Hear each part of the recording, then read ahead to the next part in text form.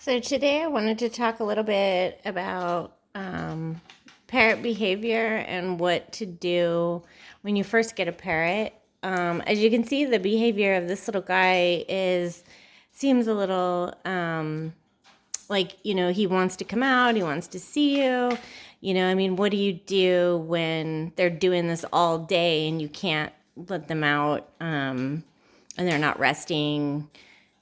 I'm going to pause.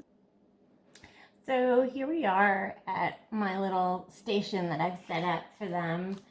And I think it's very important to have these areas of play that the birds will enjoy being on while they're on a play perch and not always just flying off to you. And this really needs to be done right away when you get a new bird, so they understand that we can all be together. You can't always be on me all the time. And then when I'm picking them up from this, they should know that I'm giving them the step up command. Yay, good birdie. Good birdie. And step down, which is usually where I put them back on the perch. And I would definitely be giving them treats while they're on the perch, so that they know that the perch is a good place to be and that's a place where they get treats. So now if they were to fly off, I'm not going to make a big deal about that. I'm just going to pick them up and put them back on. And I might give them a treat at that time, or I might not, because you don't want to encourage them to be flying off so that they're getting a treat. So you're going to have to watch that as well. They're pretty smart. They know all the tricks. So usually I give no affection and no attention and no treats when they fly off. Put them back on the perch, and that's a time where they're going to get treats and fun things. So we made these perches, and I do have these perches for purchase here when you come to pick up your bird. And we make these specifically for the birds. You can put some cups on here for food and for water. They're also movable, so if I want to highlight a toy for them to get onto, I can move these around and closer. I can also put treats in the tops here for them to discover as well. And I wanted to, I put this tape on here so that they can grip it and it's not slippery for them. And you could put more on here as well if you wanted to. I do sell kits that have the tape as well as new toys, so if you were replacing things. Now, I understand that there's a lot of competition in bird toys and pricing and Amazon and all that. So, you can buy all this stuff and do it yourself. But I will tell you that there is some, several hours of measuring and cutting and mess, and you can't just cut this stuff without having a saw. The plastic does make a mess, so you have to clean that up. So we don't really price these that much over what the supplies of it cost. So it may just be that if you do buy from us, feel like you're getting a pretty good deal, as well as not having to do a lot of extra work and a lot of extra cleanup when you could be spending time with your bird rather than making these types of things. So, I do think there's a big value in making toys, because you're going to need a lot more toys than what you think with your birds, especially the conures, because they're very active and they need a lot of stimulation for them to be happy. So sometimes, these toys that are reusable, something like this I ordered and can reuse many times for the birds, as well as this toy like this. These toys are a little bit more expensive to purchase, but you can use them many times over and over again, so it's a good value. So I use some getting these little cupcake deals that you can wrap little seeds in and put those in there. This is a foraging toy. Not only are they having to remove this to forage in there, they also have toys inside of here that are wrapped, and they need to like get into those as well to get the food out. So the food for these things are just treats, because I feed and train all my birds onto a pelleted diet, so that when they get things like seeds, it's a big deal to them that it's a treat. So that way it gives you more leverage in exercise and stimulation for their brain. And a lot of times in the wild, you have to understand that these birds would be foraging for food and flying all day long to get their daily diet. So that's a lot different than them just sitting on a perch all day long and having nothing to do. So we really need to work on, for their activity and well-being, to provide some of those things for them. Another thing I do is keep this type of recyclables where you can make these toys. You have a lot of these things around the house. This is then stuffed with paper and seeds that they have to get out and get into.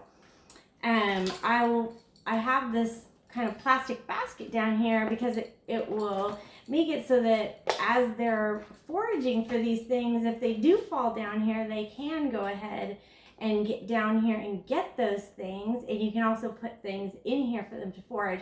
You want to make kind of this station that keeps them involved in this area and happy, so that you can do other things like the dishes, or if you're cooking or whatever you need to do, the birds can be with you but yet active and engaged. Having something to catch these things in, because a lot of times they'll be pulling things out and they might drop them into these areas, but you want them to learn to climb up and down, because that also uses all their muscles, and they can climb on these tape, where I put this tape, so it makes it so they can climb up and down that and not slide off. So those are some of my techniques for building, excitement and happiness around being on the perch and not being on me all the time. So anytime I'm going to get these birds off of here, if they just fly to me, I'm not going to give any attention or any affection. I didn't ask them to do that. So I'm going to definitely, when I'm intentional about taking them off, I'm going to offer my hand, show them the treat, say step up, good bird, and let them really enjoy that treat and enjoy being on me. A lot of times in the evenings when I have more time to sit with them, my TV time or any time I'm on the computer is a time where they can come and be with me. So see how she went ahead and came over here on her own. I'm just going to go ahead and put her back without any affection or any to do about that. And she's thinking about that. And I'm going to say step up. And when she steps up, I'll give her the treat. No, step up. Good girl. I'll give her the treat. Good job. She's pretty young. She's hardly 3 months old, so she's just learning these things. And so you kind of have to help them a little bit, and I think that's good. Now, just as to familiarize you with the colors, this is called a mooncheek conure. You can see she's got a little bit of coloration around her beak. She has very light pastel colors with the pastel colored tail. This is a fairly rare mutation. It takes several cycles of breeding with the green cheek conures to get this. And this one is the sun cheek conure. Very beautiful. It has some dilute to it, lots of red and these beautiful lime green and yellow feathers with a very bright red tail. So also, a little bit more rare mutation. So the reason these colors are a little bit more expensive is that the breeders have really taken the time and bred many, many years of the conures, taking the best of those conures and breeding them again. So it takes several years to get these colors, and they are quite beautiful and quite rare.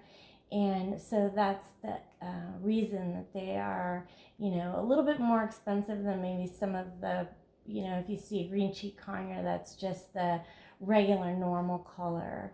Um, so the respect goes to the breeders that have, you know, created and spent the time to make these beautiful mutations, and also to create some really healthy and beautiful birds. So there's quite an art to that, and it is quite expensive to do these, you know, to have very healthy, beautiful birds as well. You know, we put a lot of time and energy into the food and the caging, and, you know, everything that goes along with having a very healthy bird that we create and put out into the world. So that's what's going on with this situation. Now, also, if you were to have just adopted a bird, and I showed you in the first part of the video how there was a lot of pacing and going back and forth in the cage. So a lot of times when you first get a bird, they have been in a cage with other babies, so they have more entertainment and more interaction. I mean, as for me, as somebody who's taming and training these babies from and hand feeding them, I do spend a lot of time with them out on the perch and being out with people, and, you know, possibly people that come to visit the birds, to look at birds, are also handling them. So they have a lot of interaction. Now, you might not have that much time day to day. You've got to work, you know, you go to school or whatever your regular daily activities are. You aren't providing quite as much entertainment as what they had when they came from us. So, you know, that's pretty normal for the bird to be, you know, asking for more attention in the cage like that. But we don't want to start any bad behaviors of the bird being upset. So what I would suggest is doing this when you have time to get them out of the cage and not jumping on you, so you can do your daily activities. And then secondly, I would purchase another small resting cage, which is good for two things. For one, you can put that bird in a separate bedroom, and they can have some time in there alone, maybe with a radio or some sort of sound machine, so that they aren't pacing and seeing you walking past them, so they learn to relax and learn to enjoy their cage.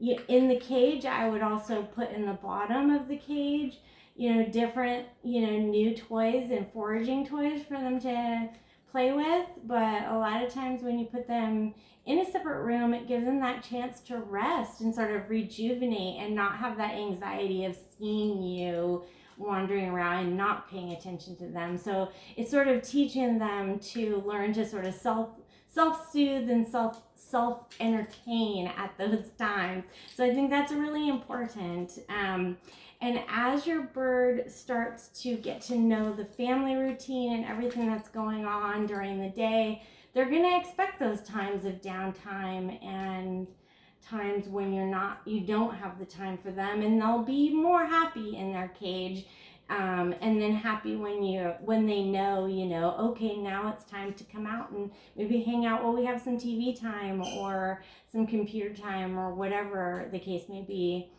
And I really would encourage you to take some focus time in the evening to actually do some training. And I'm going to have some more videos. There's some on there right now, as well as some more videos going forward of some target training and some different things, to have that real one-on-one time that you're spending with the bird, training them and working with them, because that's going to really build that bond and also help them to understand, you know, where their place is at different times of the day.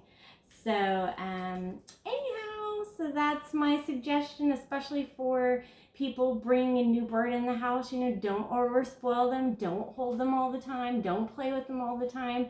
You know, give them a break.